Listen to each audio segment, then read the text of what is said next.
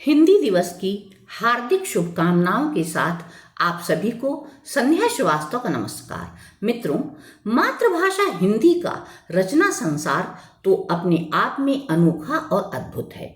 हमें अपने कवियों और लेखकों की एक अभूतपूर्व श्रृंखला विरासत में मिली है। काव्य हो या गद्य की कोई भी विधा हो, उसका कोई भी स्वरूप हो, सब में एक से एक रचनाएं हुई हैं जो सदैव जीवंतता को बनाए रखती हैं और पीढ़ी दर पीढ़ी हमारा उत्साह वर्धन करती हैं। कवियों का संघर्ष, काव्य शैलियों की विलक्षणता सब अपने आप में एक नया संदेश हमें सदैव देते आए हैं। जब जब समाज के सामने, राष्ट्र के सामने कोई समस्या आई है तो भाषा ने भी अपना कर्तव्य निभाया है और साहित्य ने आगे बढ़कर हमारा हाथ थामा है। वीरों की प्रशस्ति हो या भक्ति का कोई स्वरूप हो या रीत की श्रृंगारिकता हो या खड़ी बोली का ओज हो, सब अपने आप में अद्वितीय हैं और सदैव से हमें प्रेरणा देते आए हैं, हमारा उत्साह वर्धन करते आए हैं।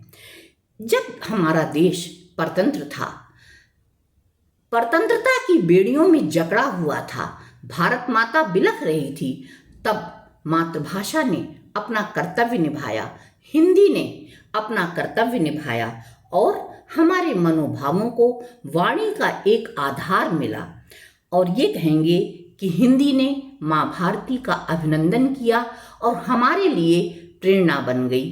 कुछ इस तरह से, सदियों रहे गुलाम हम जब माँ भारती बिलख रही थी, माँ के अश्रु पोंछने खातिर तब सपूतों ने मुट्ठी कस ली थी, तब सपूतों ने मुट्ठी कस ली थी।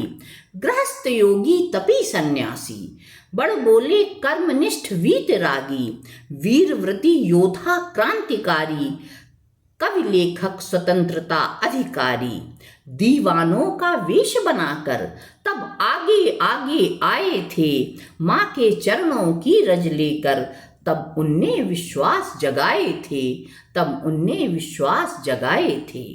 19वीं सदी के पूर्वार्ध एक असीम ज्योति जली थी। 19वीं सदी के पूर्वार्ध एक असीम ज्योति जली थी, स्वातंत्र दीप हाथ लेकर तब संग्राम हेतु आगे होली थी, संग्राम हेतु आगे होली थी।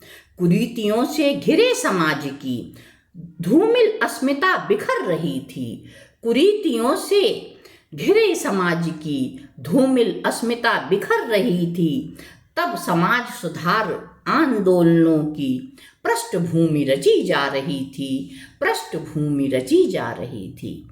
विषमता की इस घड़ी में, विषमता की इस घड़ी में भाषा ने भी कर्तव्य निभाया था।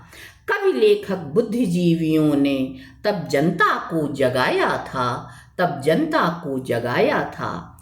आधुनिक काल के शैशव में हिंदी ने भी ध्वज फहराया था, आधुनिक काल के शैशव में हिंदी ने भी ध्वज फहराया था। ब्रज अवधि के पालने से उतर खड़ी बोली को गले लगाया था, खड़ी बोली को गले लगाया था।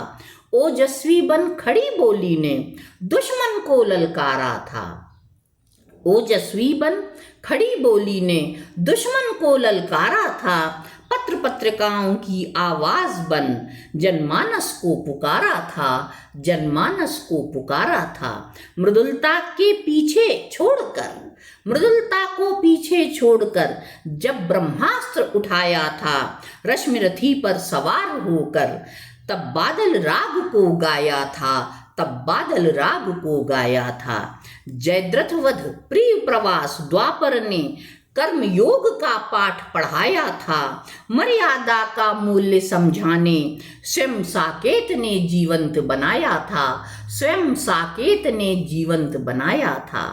आंसू की माला को पहनकर, आंसू की माला को पहनकर मानव अस्तित्व का केतु फहराकर, भावनाओं की छाया बनकर कामायनी का प्रसाद पाकर, साहित्य का दिनकर बनकर ओज ने अपना पंख फैलाया था, ओज ने अपना पंख फैलाया था। स्वातंत्र दूत कहलाकर हिंदी ने अपना कर्तव्य निभाया था, हिंदी ने अपना कर्तव्य निभाया था, अपना कर्तव्य निभाया था, अपना कर्तव्य निभाया था। तो मित्रों, जिस तरह से हमारी मातृभाषा ने, हमारी राष्ट्रभाषा ने अपना कर्तव्य निभाया था, तो हमें आज भी जागरूक रहना है, अपनी मातृभाषा, अपनी राष्ट्रभाषा का उत्कर्ष करना है। तो निरंतर ये हमको जगाती रहेगी, जीवंत बनाती रहेगी। बस इतना ही मैं आपसे आशा करती हूँ, बस यही कहना चाहती हूँ। धन्यवाद।